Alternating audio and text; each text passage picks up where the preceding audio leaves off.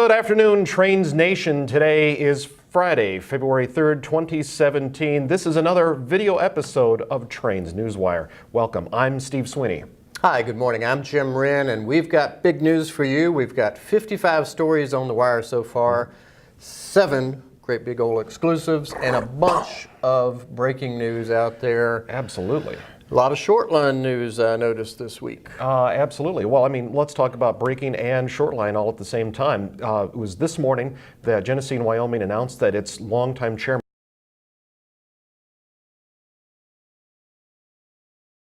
from the time the railroad started as a 14-mile railroad, yes, $4.4 million worth of revenues. Now Upstate 122 railroads worldwide, $2 billion of revenues.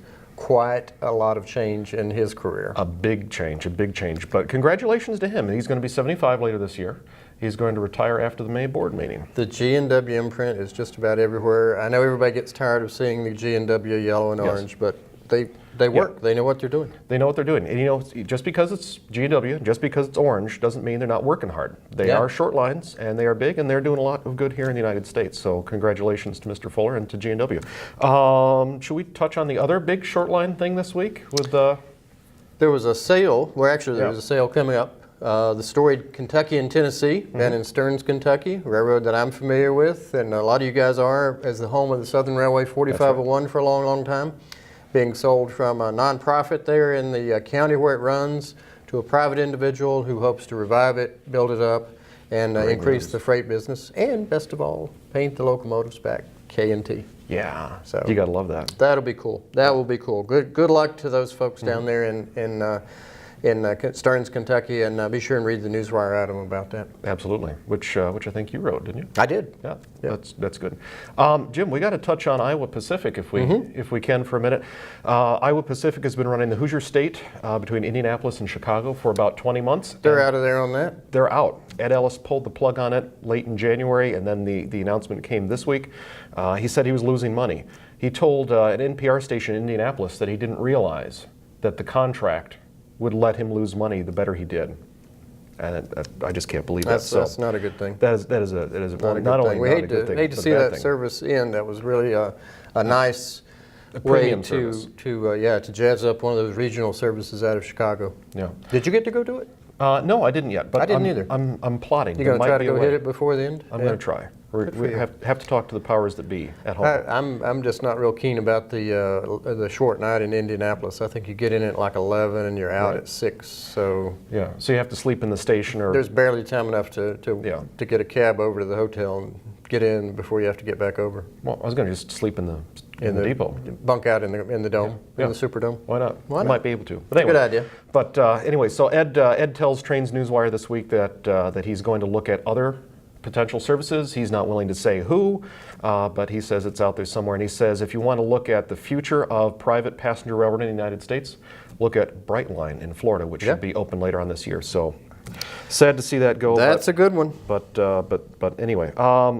The freight line that Iowa Pacific was running on for the Hoosier State is owned by CSX mostly, and CSX announced, or rather we have a story up on CSX, that they're going to open a new intermodal yard south of Chicago in northern Illinois, maybe this year or maybe next year sometime. We got an exclusive story from Kevin Keefe on that on this week's Newswire, so be sure to read about that. Is this going to be in the same model as North Baltimore, Ohio, and Rocky Mount, North Carolina? You know, it looks like it's going to be more transformative than that. It looks like this is going to be kind of like a yard of the future where they're going to rocket things from Chicago right down to Florida and vice versa. Okay.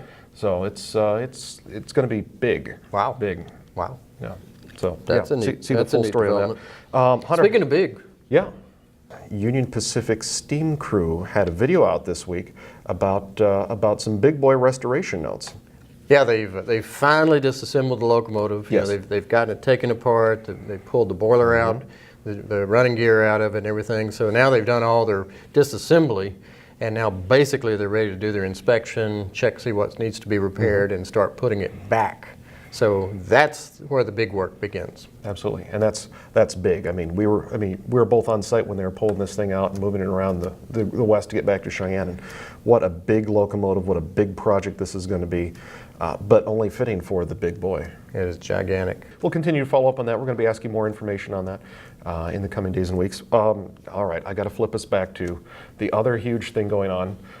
Hunter Harrison. It's been quiet for a couple of days, but earlier this week, CSX confirmed that they spoke with Hunter Harrison last Friday and that they are in talks just about the company generally. But the suspicion is that Hunter Harrison is finding a way to make himself CEO of CSX before too long. And the key date here, as we've been telling you, is February 10th.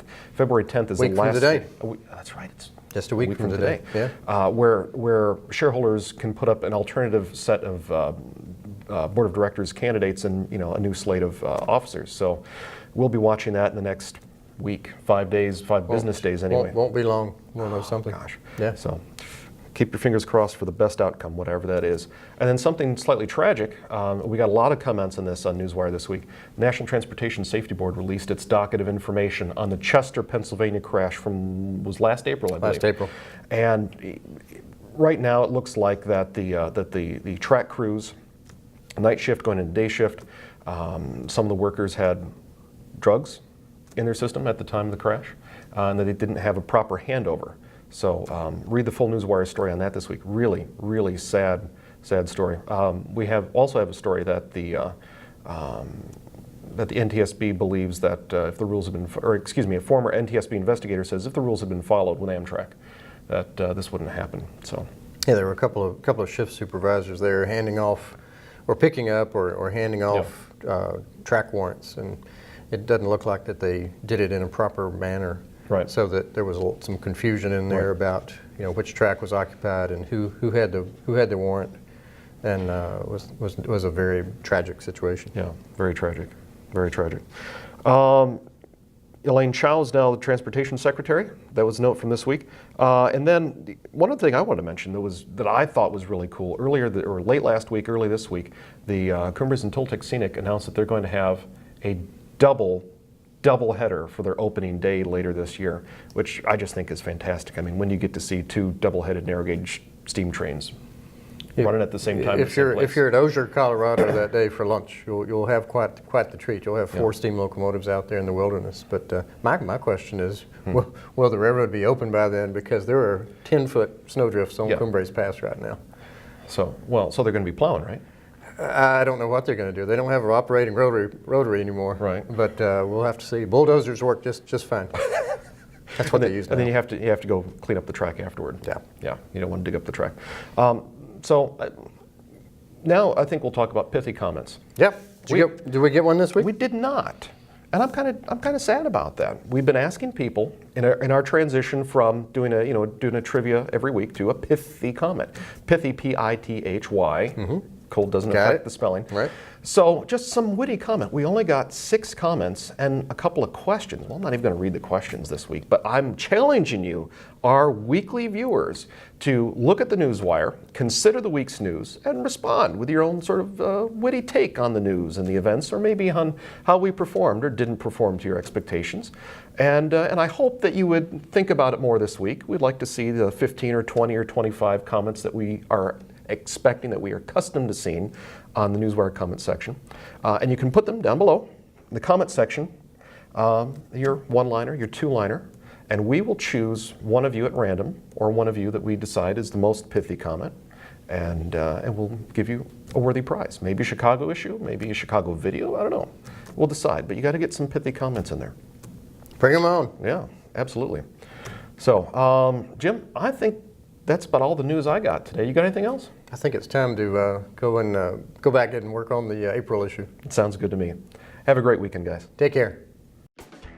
The drama of modern railroading is nowhere more apparent than in Chicago.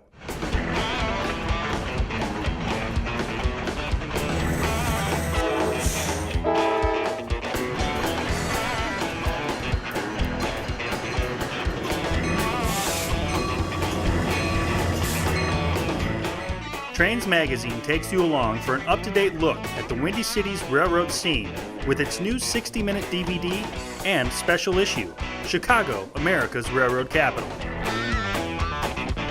You will see today's passenger and freight operations in urban landscapes and bright suburban locations, as well as a look at the development of the city's rail network.